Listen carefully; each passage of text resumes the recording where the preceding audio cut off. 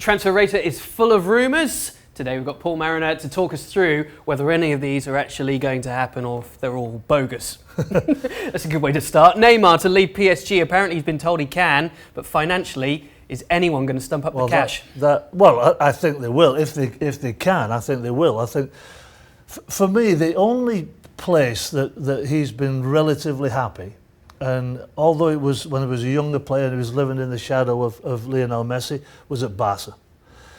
I think that's a good fit for him. I think that he plays his football in some regard the right way. I think he's a bit of a loose cannon at PSG, and I think a lot of people have been turned off him because of his antics. So I think he should leave. Yes. Can they afford him? I hope so, and I hope he goes to Barca. Okay. So I'm going to say yes. Get yourself on the way, young man.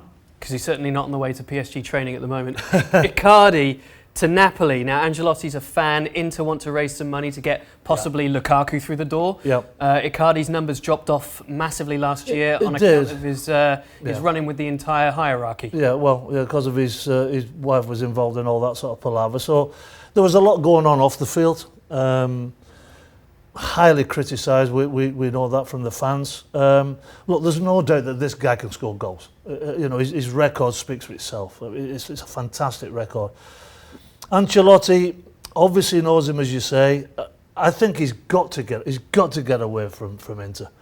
So for his sake, to get him back on track, to being the footballer that we all know and love to a certain degree, I say yes. I think they'll make this happen because of the Lukaku link as well. There's a talk actually that Napoli are in for Hammers as well, given his links formerly with Ancelotti. Leroy Sane to Bayern Munich. See, I really like this kid. I know you're not particularly a good fan, but I think he's explosive. I think he's got a great left foot. He scores goals. He gets to the byline and whips the balls across. I just don't understand why Man City, when Pep has built this fantastic squad, why they would want such a young, sensational talent to go. But maybe there's other reasons. Maybe Pep doesn't fancy him. But for me, I'd like him to stay at City, and I'd like to develop his game under Pep. So not back to the Bundesliga there. Mesut Ozil. This is one close to your heart. To Fenerbahce, who finished 6th in the Turkish Super League last year. Yeah. Look, there's rumours going around about Ozil, what's going on with him. We're not privy to that. We're not sure about stuff. But this guy has fallen off the map for me. I mean, the sort of football he was playing for Germany in the World Cup and playing for Arsenal, he was sensational.